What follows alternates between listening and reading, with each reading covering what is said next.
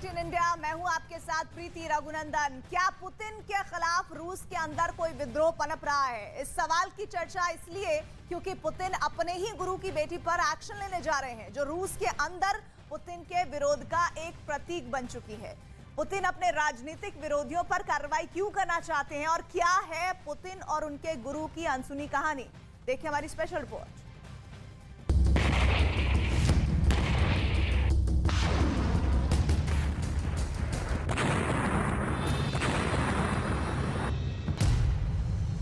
Ukraine की बर्बादी और पुतिन के बीच जो भी आएगा सब खत्म होगा। चाहे वो खुद पुतिन के गुरु की बेटी ही क्यों ना हो।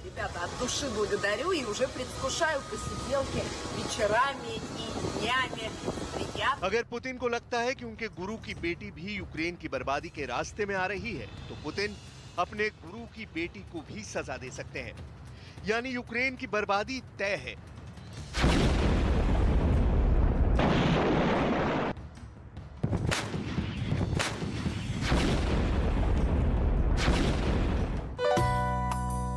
आखिर कौन है सीनिया सबचक, जिनको सजा देने का फैसला पुतिन कर सकते हैं?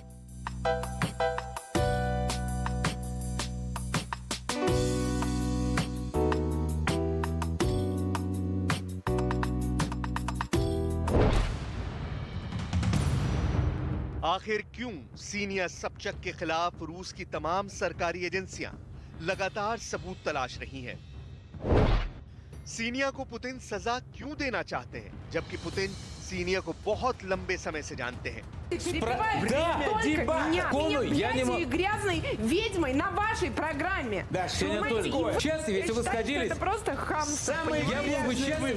सीनिया सबचक जो बहुत ज्यादा इमोशनल है, वो रूस के एक टेलीविजन पर पॉलिटिकल डिबेट में पहले रोती हैं और फिर डिबेट छोड़कर चली जाती हैं।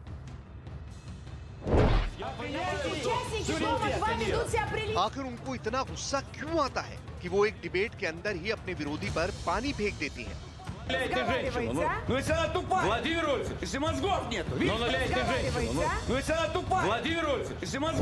क्या सीनिया सबचक रूस के अंदर लोगों को पुतिन के खिलाफ भड़का रही हैं? आखिर क्या है पुतिन और सीनिया सबचक की दुश्मनी का पूरा सच? और कौन है सीनिया सबचक के पिता अनातोली सबचक, जिनको पूरी दुनिया पुतिन के गुरु के नाम से जानती है?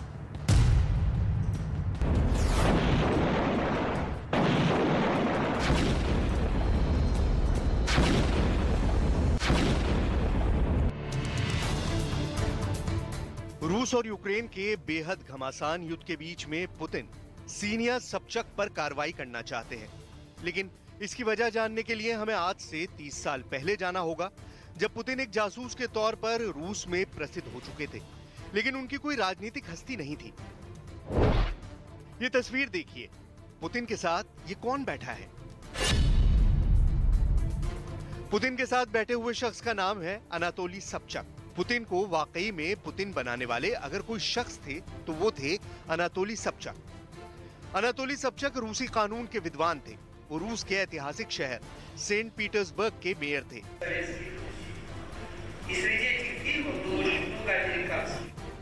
अनातोली सबचक साल 1991 से 1996 तक सेंट पीटर्सबर्ग के मेयर रहे। अनातोली ने पुतिन को अपना प्रतिनिधि यानी डिप्टी मेयर बना दिया था। यहीं से पुतिन के राजनीतिक जीवन की शुरुआत हुई थी। धीरे धीरे पुतिन अपने आकर्षक व्यक्तित्व के चलते बहुत ज्यादा लोकप्रिय हो गए। रूस में साल 1999 के दौर में पुतिन की लोकप्रियता चरम पर पहुंचने लगी और कुछ ही हफ्तों में वो रूस के प्रधानमंत्री बन गए। इस पूरी राजनीतिक यात्रा में पुतिन का साथ दिया था अनातोली सबचक ने। साल 1995 के दौर से सीनिया और पुतिन एक दूसरे को जानने लगे थे, क्योंकि सीनिया पुतिन के गुरु अनातोली की ही बेटी थी। लेकिन साल 2000 में अनातोली की मौत के बाद सीनिया और पुतिन के बीच की दूरी बढ़ती चली गई। सीनिया सबचक और पुतिन के बीच कटुता इतनी ज्यादा बढ़ गई कि सीनिया ने पुतिन के खिलाफ राष्ट्रपति पद का चुनाव भी लड़ा और तब पूरी दुनिया के कैमरे सीनिया की तरफ घूम गए। हर तरफ सीनिया की ग्लैमरस लाइफ की चर्चा होने लगी। सीनिया सबचक को पहले रूस में एक पार्टी गर्ल के रूप में जाना जाता था। वो रियलिटी शोज में हिस्सा लेती थी और डांस करने का शौक था।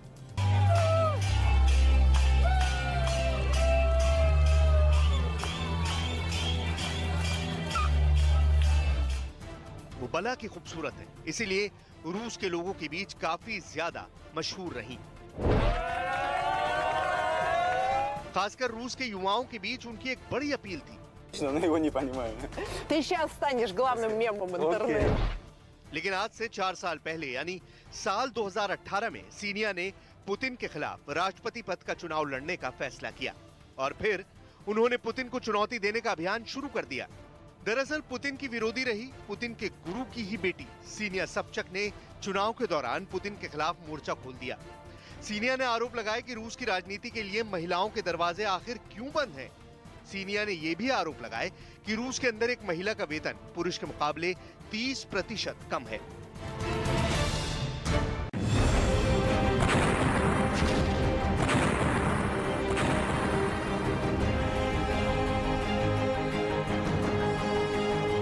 पुतिन और सीनिया के बीच सबसे बड़ी जंग शुरू हुई राष्ट्रवाद के मुद्दे पर।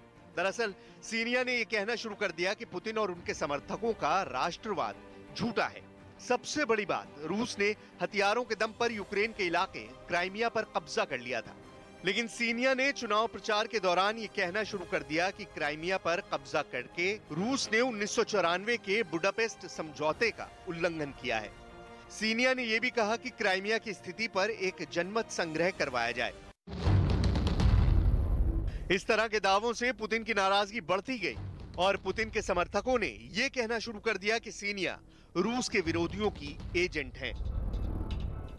अब सबसे बड़ा सवाल यह था कि आखिर सीनिया अपनी बात किस माध्यम से कहती, क्योंकि पूरे रूस में अगर कोई मीडिया है तो वो सरकारी मीडिया है और पूरे सरकारी मीडिया पर पुतिन का कंट्रोल है और हर एक अहम पद पर पुतिन के ही करीबियों का कब्जा है।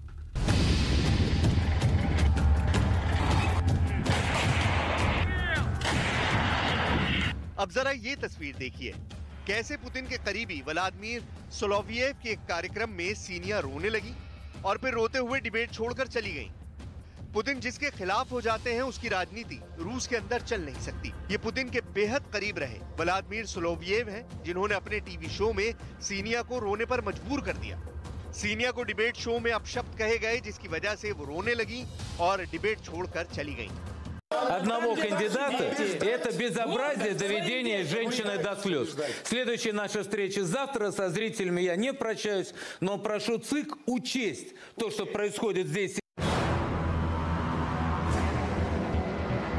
एक और वीडियो देखिए, जब व्लादिमीर सोलोवियेव के ही डिबेट शो में पुतिन के एक समर्थक ने सीनिया सबचक को मूर्ख कहा तो सीनिया इतनी ज्यादा नाराज हुई कि उन्होंने पानी फेंक कर अपना गुस्सा जाहिर किया। Оскорбляете женщину. Ну если она тупая. Владимир Владимирович, если мозгов нет. Вот видишь? Вот идиотка, что? Убери ее отсюда. और इसके बाद भी इस कार्यक्रम में सरेआम सीनिया को गालियां दी गईं और सीनिया को अपमानित करने वाला ये सारा मंच सजाया था व्लादिमीर सोलोवियेव ने, जिनके लिए कभी-कभी खुद पुतिन भी बैटिंग करते हैं।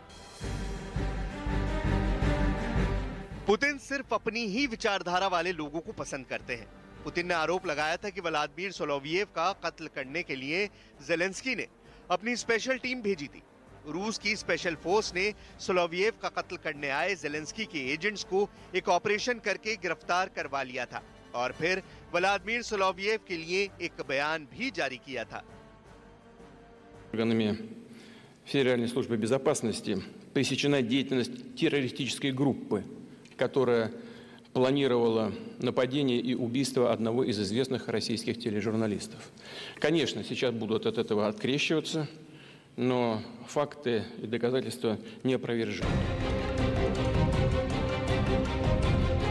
पुतिन टीवी एंकर सोलोवियेव को इसलिए पसंद करते हैं क्योंकि वो जोशीले भाषण देते हैं और पुतिन के लिए रूस के अंदर माहौल बनाने का काम करते हैं। Если вы считаете, что мы остановимся на Украине, подумайте 300 раз. И если вы считаете, что мы остановимся на Украине, подумайте 300 раз.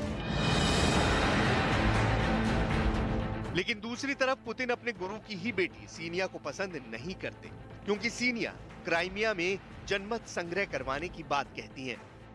सीनिया पर आरोप ये लगाया गया कि उनको विदेशी फंडिंग मिल रही है और इसीलिए वो पुतिन के खिलाफ है। अगर विदेशी फंडिंग के सबूत मिल गए तो रूस सीनिया को विदेशी जासूस घोषित कर देगा और दंडात्मक कार्रवाई करेगा। सीनिया सबचक पर पुतिन एक्शन तो जरूर लेना चाहते हैं, लेकिन वो ये भी नहीं चाहते कि उन पर कोई इल्जाम लगे, क्योंकि अगर सीनिया पर सीधी कार्रवाई की जाती है तो सीनिया की लोकप्रियता रूस के अंदर बढ़ सकती है और पुतिन की राजनीति को झटका लग सकता है। इसीलिए रूस की संस्थाएं अब लगातार सीनिया सबचक के अकाउंट्स की तलाशी कर रही हैं। यूक्रेन में युद्ध जैसे जैसे आगे बढ़ रहा है, युद्ध लंबा खिंच रहा है और यूक्रेन के अंदर से रूस के सैनिकों की लाशें मॉस्को पहुंच रही हैं। रूस की जनता की बेचैनी भी बढ़ती जा रही है और इसीलिए पुतिन के प्रचार तंत्र ने यह कहना शुरू कर दिया है कि यूक्रेन युद्ध से रूस के लोगों की जिंदगी और बेहतर होगी। अब देखना यह है कि क्या सीनिया पुतिन के खिलाफ अपनी राजनीतिक जंग को आगे बढ़ा पाती हैं या फिर उनका अंजाम बुरा होने जा रहा है।